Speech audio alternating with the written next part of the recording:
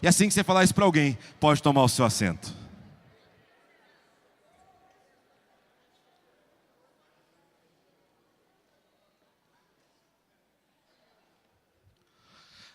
Antes de tudo isso, o povo estava isolado do lado do deserto.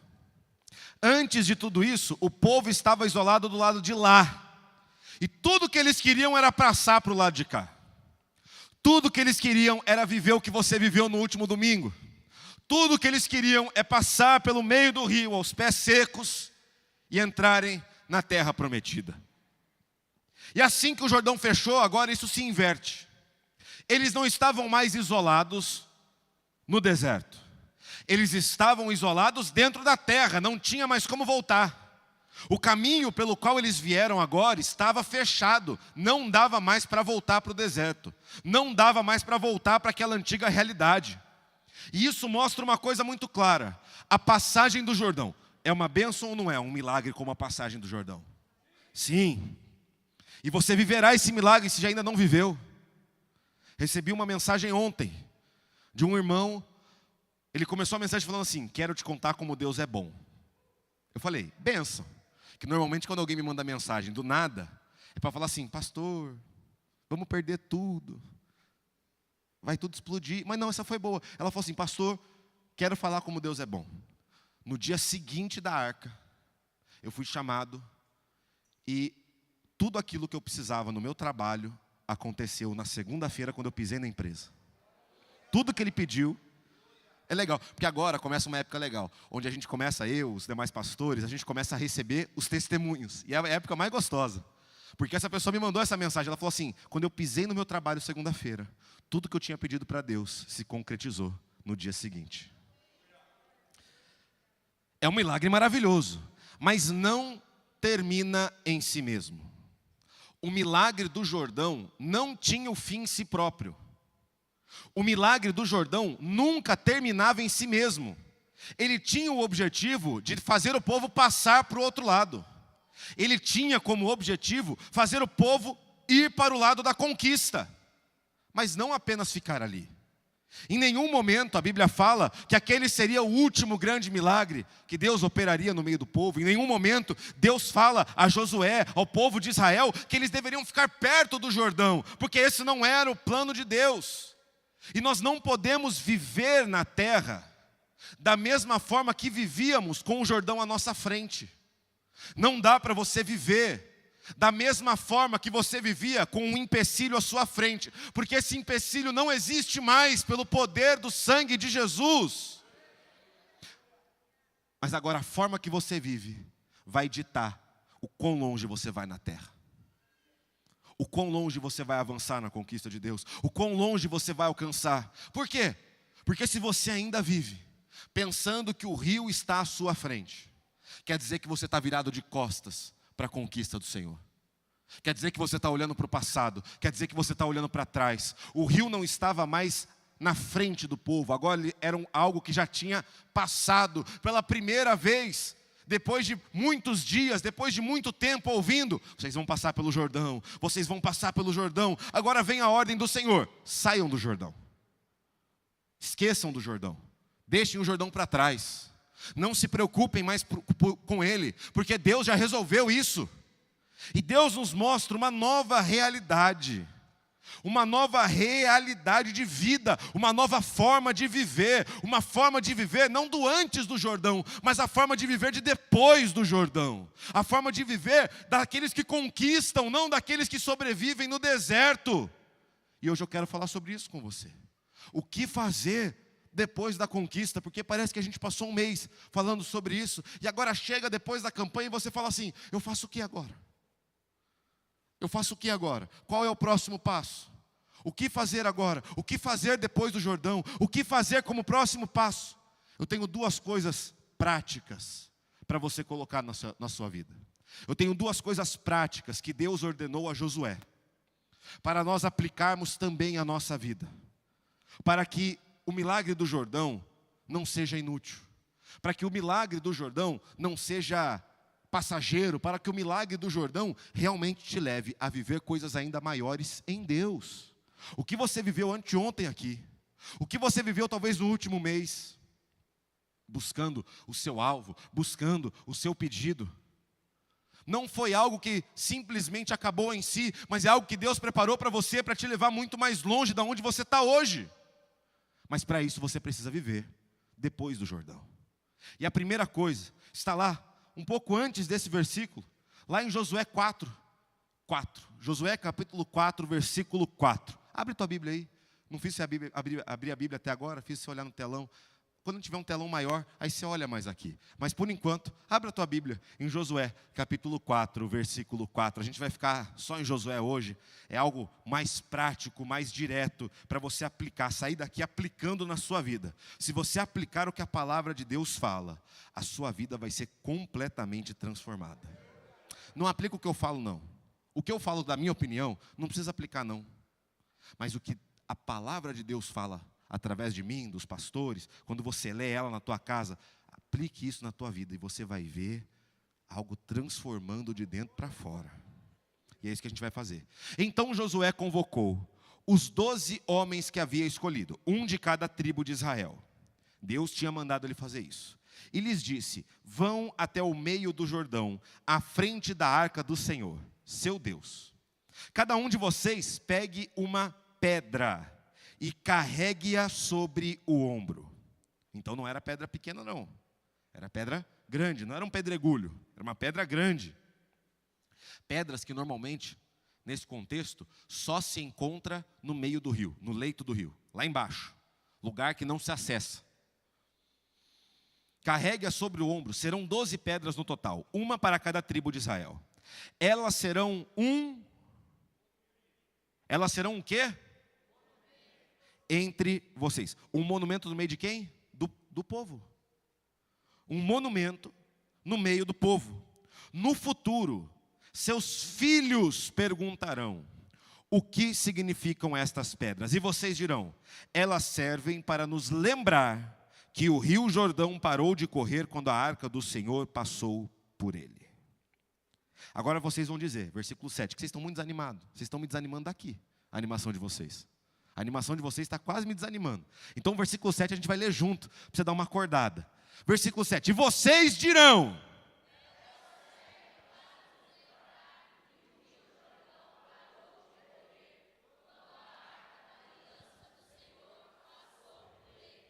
essas pedras serão uma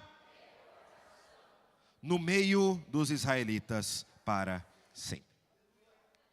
Isso foi algo que Deus mandou. E Deus não faz nada por acaso. Deus não faz nada sem querer. Ele olha para o povo e fala assim: a primeira coisa que vocês precisam aprender para viver depois do Jordão é lembrar do que Deus fez. Então eu falo a mesma coisa para você essa noite. Lembre do que Deus fez. Porque olhando para o que Deus fez, você aumenta a tua fé para o que Ele fará. Olhando para o que Deus já realizou, você tem certeza que Ele é fiel para cumprir coisas ainda maiores a partir de hoje. Então, povo de Israel, pegue as pedras que testemunham o milagre. Peguem as pedras que testemunham daquilo que Deus fez. E ergam um memorial que servirão de recordação. Porque o que nós somos bons de fazer é esquecer das bênçãos de Deus. Nós somos profissionais de esquecer da forma que Deus nos abençoou. E o povo de Israel não é diferente.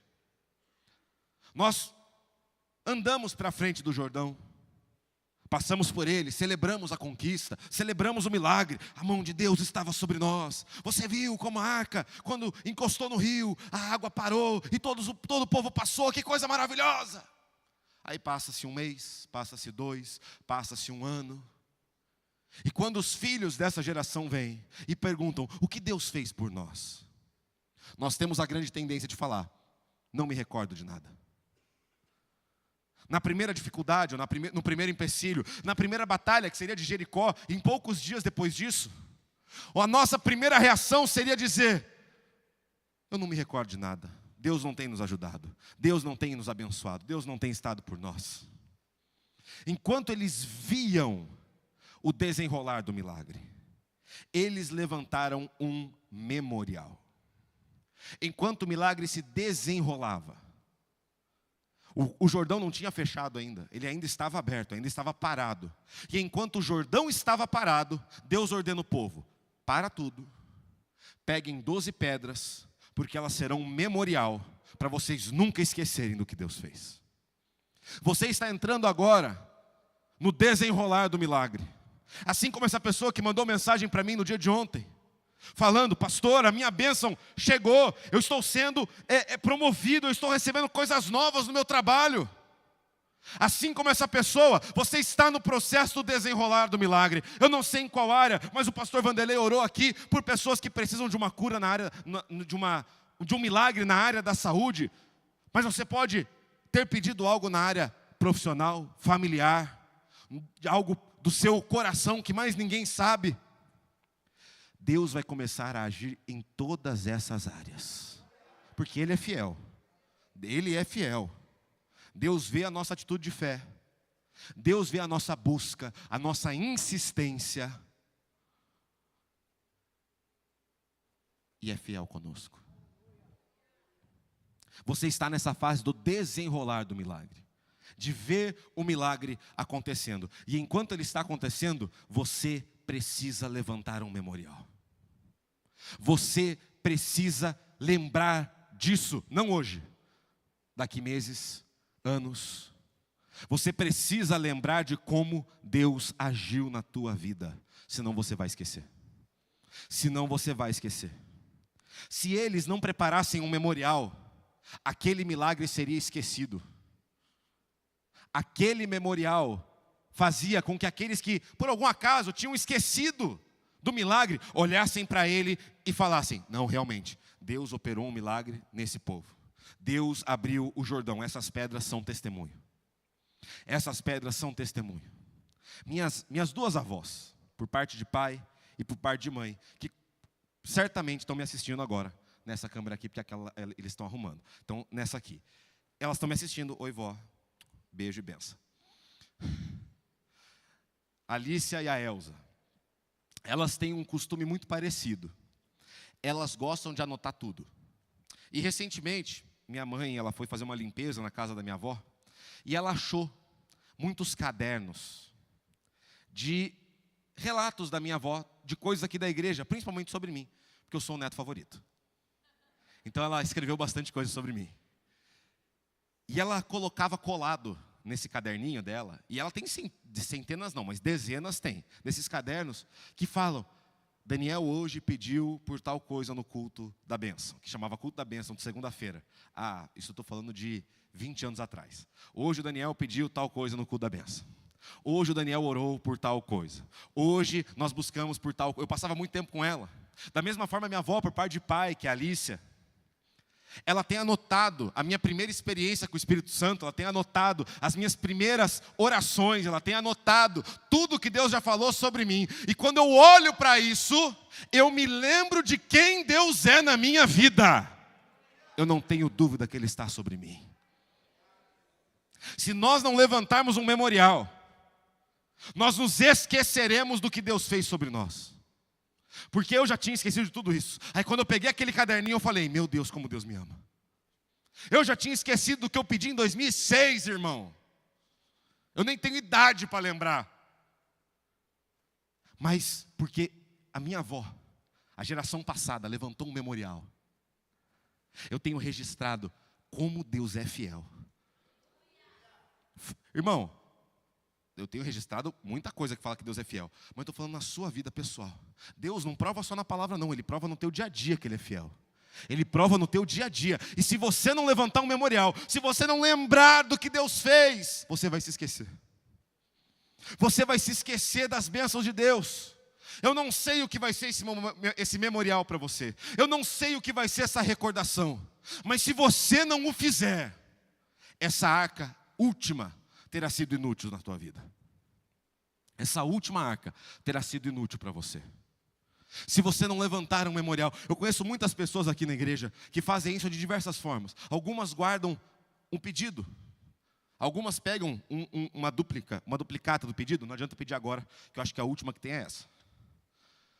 E colocam na sua casa colado em algum lugar. Algumas pessoas que anotam no celular, algumas pessoas que filmam o dia da arca e arquivam isso no seu celular. Eu não sei, mas se você não levantar um memorial diante de Deus e falar assim, isso aqui vai servir para me lembrar. Isso aqui vai me servir para me lembrar que Deus é fiel sempre. Se esse irmão da igreja que recebeu uma bênção no seu trabalho na segunda-feira não levantar um memorial, lembrando de como Deus é fiel também no seu emprego, na próxima vez que ele tiver uma luta financeira, uma luta no seu trabalho, ele vai falar, ai, Deus não está comigo. E ele vai esquecer da bênção do Jordão. Ele vai esquecer da bênção que ele passou ao passar um leito de rio a pés secos. Se ele não juntar as 12 pedras, se você não se lembrar de alguma forma, se você não garantir que toda vez que você olhar para aquele lugar, você vai lembrar de quem Deus é, a bênção vai passar e você vai se esquecer.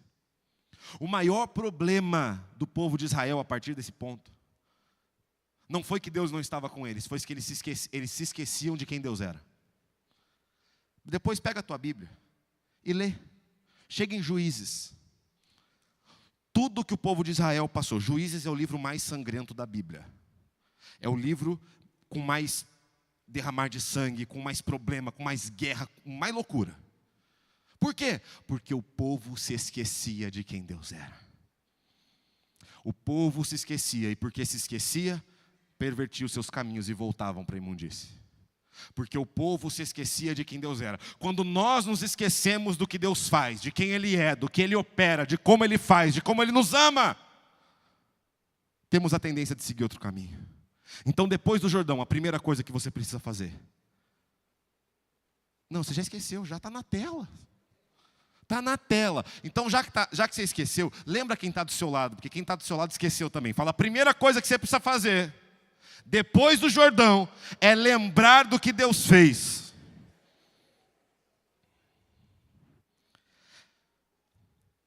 Levantou o memorial.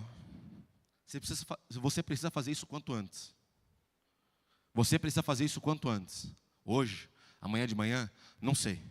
Mas lembre-se, talvez você tenha já esquecido do que você pediu. Deus me livre. Quer dizer que esse pedido não tinha tanto valor para você. Talvez você já se esqueceu do que você colocou no altar. Mas eu não esqueci do meu não. Eu lembro. Você lembra do que você pediu? Levanta sua mão e fala assim, eu lembro do que eu coloquei no altar. Registre isso. E a partir disso, veja como Deus age no meio do povo. Pega a tua Bíblia, Josué 5, versículo 11. Josué capítulo 5, versículo 11. No dia seguinte, começaram a comer pão sem fermento e grãos tostados produzidos na terra. Da onde? Eles começaram a viver do milagre. Eles começaram a viver do milagre.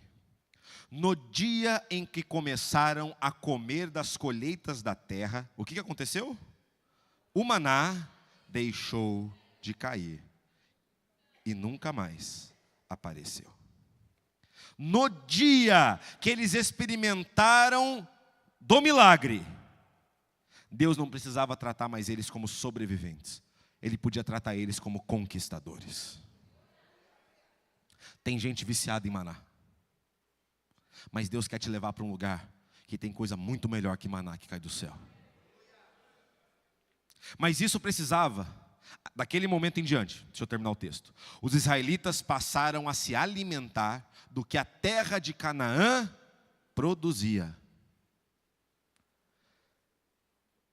Não era mudar mais a forma de pensar, porque a forma de pensar já tinha mudado antes. Eles entraram na terra porque mudaram a forma de pensar. Agora eles precisavam colocar essa forma de pensar em prática e mudar a forma de agir. Então a primeira coisa que eu pedi para você, lembre do que Deus faz. E a segunda coisa que eu peço para você, que a Bíblia nos ensina, mude a tua forma de agir. Não faça as coisas da mesma forma. Não haja da mesma forma que você agia antes. Porque você não está mais no mesmo lugar que você estava antes. Você não é mais um perdido no deserto. Você faz parte do povo da conquista.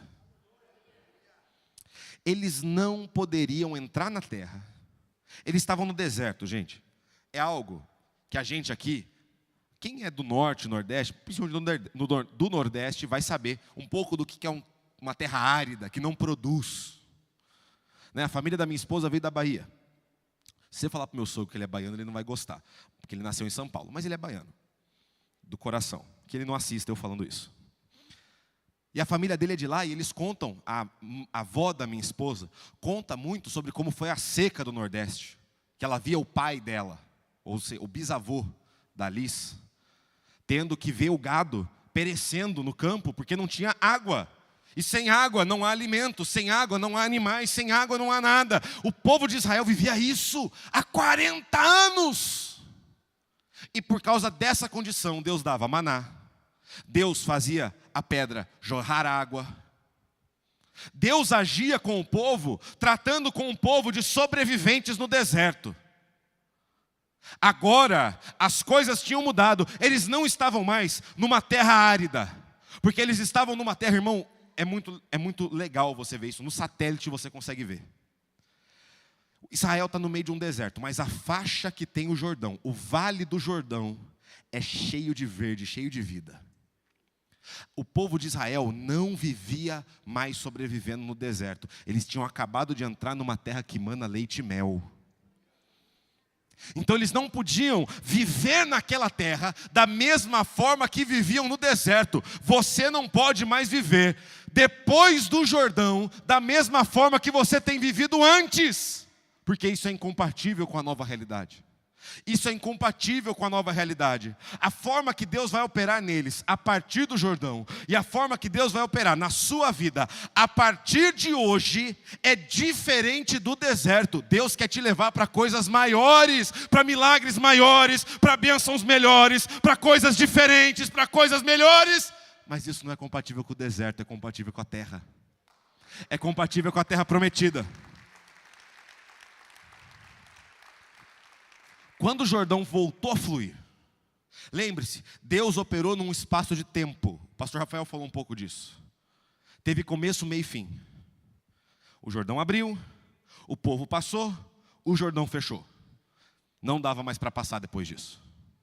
A partir desse ponto, a forma de agir do povo precisava mudar. O pensamento do deserto precisava ir embora. A forma de agir do deserto precisava ir embora.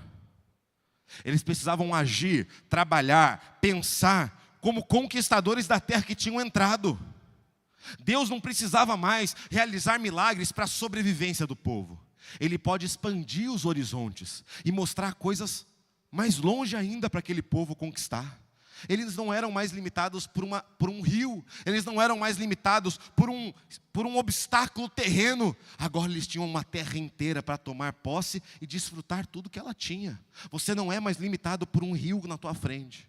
Você não é mais limitado por um pedido que você colocou. Eu falava isso no domingo, aqui enquanto as pessoas passavam, eu falava assim: esse pedido é pequeno para Deus.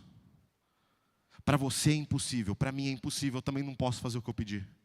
Eu não posso conquistar o que eu pedi. Eu não posso ter na minha vida aquilo que eu coloquei diante de Deus. Mas para Deus, nada é impossível. Deus não precisa mais realizar milagres da sobrevivência. Ele pode realizar milagres de expansão no meio do seu povo agora. Deus quer que você viva de acordo com essa nova realidade, não com a realidade antiga. Deus quer que você viva de acordo com a expansão que Ele tem para a tua vida, não mais com a sobrevivência do deserto. Existe tempo de sobrevivência? Existe, mas esse tempo acabou. Existe tempo de dificuldade? Existe, mas Deus quer te levar para mais do que a dificuldade. Deus quer te ajudar a vencer as dificuldades e a se mover para algo maior. Quando olhamos para o Jordão, vemos o que Deus já fez, mas não adianta ficar de costas para a conquista. Não adianta ficarmos de costas para aquilo que Deus está fazendo. Não adianta você ficar de costas para o que virá e só ficar se baseando no que veio, no que veio, no que veio. Eu vejo muita gente falando isso, falando assim: ah, como Deus já fez coisa boa. Você vê o que Deus já fez, esse prédio lindo. Você vê essa igreja maravilhosa, você vê essa cura ou isso. E a pessoa esquece que esse prédio é bonito ou não é? A luz nova ficou bonita ou não ficou? Depois posta um stories, não meu. Quando a luz estiver mais bonita, posta um stories. Posta um negócio para ficar mais bonito ainda. Daqui a pouco tem telão. Aquele esquema. Tudo isso é pouco comparado ao que Deus vai fazer. Eu já vi muitas curas. Muitas curas. Essa igreja sempre foi uma igreja que orou muito por cura. E Deus cura, tá, gente? Sim. Eu não curo ninguém, mas Deus cura. Todas as curas que Ele fez até hoje são poucas comparado a todas que Ele fará através dessa igreja. Todas as salvações que já aconteceram aqui são poucas comparado à salvação que Ele tem preparado para esse ministério. O que vem depois do Jordão é infinitamente mais do que passou. É infinitamente mais do que passou. Quando olhamos para o Jordão, quando olhamos para tudo que Deus já fez, para o deserto, para o rio fechado, nós olhamos o que Deus já fez. Mas quando olhamos adiante, vemos o que Deus ainda fará. Depois do Jordão, é avançar para mais de Deus. Depois do Jordão, é avançar para mais de Deus. Sabe por quê? Vira para quem está perto de você. Vê se essa pessoa está com cara de conquistador ou com cara de cansada. Por que não um conquistador cansado, né? Por que não um conquistador cansado? Por que não os dois, né? Mas vira para ela e fala assim: o teu milagre ainda não acabou. O que Deus já fez por você, Ele ainda tem mais para fazer. Depois do Jordão é mais de Deus para a tua vida. Fique em pé junto comigo. O milagre ainda não acabou.